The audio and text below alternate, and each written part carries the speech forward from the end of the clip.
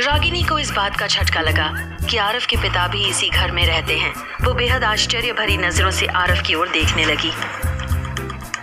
अगर ऐसा है तो फिर आज तक आरव ने रागिनी को अपने पिता से मिलवाया क्यों नहीं? रिपोर्टर के उस सवाल ने कि आपके पिता के घर में रहने के बावजूद इस पार्टी का हिस्सा क्यों नहीं है, आरव को गहरी सोच में डाल दिया। वो अपनी जगह पर रुककर कुछ देर तक सोचता रहा और फिर अचानक से मुड़कर उस रिपोर्टर को बेहद गुस्से से भरी नजरों से घूरने लगा। I said no more questions, please. Aarav ने अपना दांत पीसते हुए जवाब दिया। फिर उसने अपने बॉडीगार्ड से कुछ इशारे में कहा और वापस मुड़कर वहां से जाने लगा। आरव का इशारा मिलते ही उसके बॉडीगार्ड ने फटाफट इवेंट ऑर्गेनाइजर को कॉल करके यहाँ से मीडिया को बाहर करने के लिए कहा। रागिनी की हैरानी अब और ज्यादा बढ़ गई थी। उसे लगा था कि आरव रिपोर्टर के उस सवाल का कुछ न कुछ जवाब जरूर देगा, लेकिन आरव की चुप्पी ने रागिनी की क्यूरियोसिटी को और बढ़ा दिया। लेकिन अभी रागिनी के भीतर इतनी हिम्मत नहीं थी कि वो आरव से इस बारे में कोई सवाल करे। रागिनी का हाथ पकड़े हुए आरव पार्टी में वापस पहुंच गया और फिर वहां पर आए गेस्ट से बात करने में मशगूल हो गया। रागिनी फिर से अकेली हो गई। वो अकेली ही एक चेयर पर बैठकर ड्रिंक पीने लगी। उसके दिमाग में अभी भी उसी रिपोर्टर का सवाल गूंज रहा था।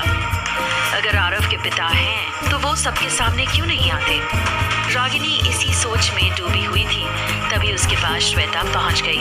उसने रागिनी की ओर देखते हुए बड़े प्यार से पूछा, क्या हुआ मैम, कोई प्रॉब्लम? आप ठीक तो हैं? जी कोई प्रॉब्लम नहीं, मैं बिल्कुल ठीक हूँ। रागिनी ने मुस्कुराकर अपना सिर हिलाते हुए कहा, प्रॉब्लम तो अब होगी तुझे। श्वेता ने मन ही मन खुद से कहा और फिर वो धीरे से रागिनी को गले लगाकर बोली, मैं तो आपसे बाय बोलने आई थी। बाय। रागिनी ने भी धीरे से उसे गले लगा लिया, लेकिन इस बीच मौका पाते ही श्वेता ने अपने हाथ में लिए ब्लेड से रागिनी की ड्रेस की डोर को पीछे से काट दिया। श्वेता रागिनी से दूर जाकर खड़ी हो गई और अब उसे बस तमाशा देखने का इंतजार था। आज तो इस गंवार की इज्जत डूबने से कोई नहीं बचा सकता। पूरी दुनिया के सामने इसका तमाशा बनने वाला है। अब जाकर मेरे कलेजे को ठंडक मिलेगी।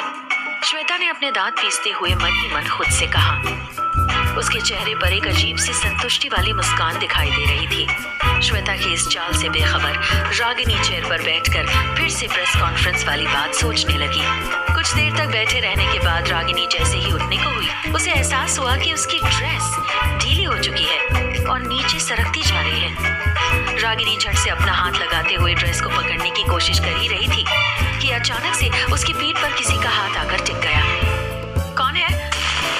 रागिनी ने चौंकते हुए पीछे मुड़कर देखा तो वहां पर आरव उसकी पीठ पर हाथ लगाए खड़ा था। रागिनी उसकी ओर हैरानी से देखने लगी। आज तक तो आरव ने कभी उसे इस तरह से हाथ नहीं लगाया था। रागिनी उसकी ओर देखती हुई बोली, जी क्या हुआ? तुम्हारी ड्रेस का हुक टूट गया है। आरव ने उसकी आंखों में देखते हुए जवाब दिया, चलो मेरे साथ। रागिनी को भी अब अपनी ड्रेस के हुक के टूटने का एहसास हो गया था, लेकिन आरव ने उसकी पीठ पर हाथ रखते हुए बड़ी चालाकी से रागिनी की ड्रेस को पकड़ लिया था। और ये सब देखकर श्वेता गुस्से से आग बबूला होते हुए वहां से चली गई। आरव के ठंडे हाथों को रागिनी अपनी खुली हुई पीठ पर साफ तौर पर महसूस कर रही थी। आरव को खुद के इतने करीब चलते देख रागिनी की धड़कन काफी तेज हो उठी थी। आरव उसके ठीक पीछे चल रहा था और रागिनी आगे आगे। इस दौरान वहां पार्टी में मौजूद लोगों की नजर रागिनी और आरव पर टिकी हुई थी। आरव ने इतनी चालाकी से रागिनी की पीठ पर अपना हाथ रखा हुआ था कि यहाँ पर सबको यही लग रहा था कि आरव ने रागिनी को प्यार से पकड़ा हुआ है। अभी आरव रागिनी को लेकर अपने कमरे की तरफ बढ़ ही रहा था कि तभी उसके सामने सारा अपने चेहरे पर शरारत से भरी मुस्कान लिए हुए खड़ी हो गई। भैया, अब भाभी को ऐसे पकड़कर कहाँ ले जा रहे हैं? सारा का सवाल सुनकर रागिनी मुस्कुरा उठी, लेकिन आरव बेहद सीरियस मूड में था। कहीं नहीं, चलो तुम जल्दी। आरव ने एक नजर सारा की ओर देखते हुए जवाब दिया और फिर रागिनी को लेकर बढ़ने लगा। उधर विकी के साथ मिलकर वसुंधरा पूरी शिद्दत से रागिनी का सारा सामान और उसकी अलमारी खंगाले जा रही थी। अब तक ये लोग रागिनी के लगभग हर एक कागज को उलट पलट कर देख चुके थे, लेकिन उन्हें अपने काम की चीज नहीं मिली थी। मुझे तो लगता है छोटी माँ, यहाँ हमें कुछ नहीं मिलने वाला। इसने कहीं और छुपा दिए कागज। हाँ, विकी ने हताश होते हुए कहा, फिर लंबी सांस छोड़ता हुआ बेड पर बैठ गया।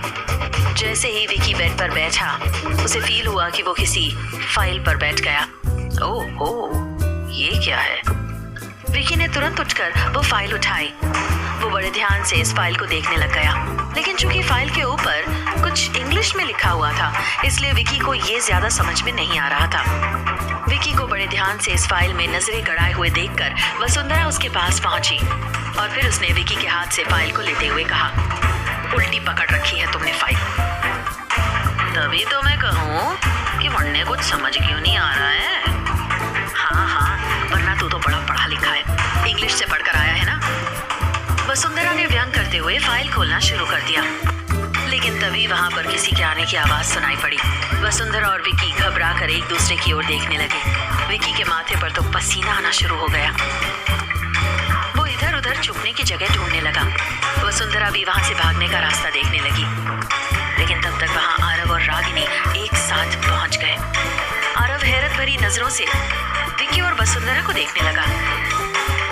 रागिनी भी उन्हें यहाँ देखकर अवाक रह गई। उसे समझ में नहीं आ रहा था कि आखिर ये लोग उसके कमरे में क्या कर रहे हैं। वसुंधरा के हाथों में अभी भी वो फाइल थी। उस फाइल पर नजर पड़ते ही रागिनी के होश उड़ गए। उसने तुरंत ही उस फाइल को पहचान लिया। ये उसके और आरव के कॉन्ट्रैक्ट मैरिज के पेपर्स थे। रागिनी बेहद घबराई हुई नजरों से आरव की ओर देखने लगी। क्या वसुंधरा को पता चल चुका है? आरव और रागिनी की शादी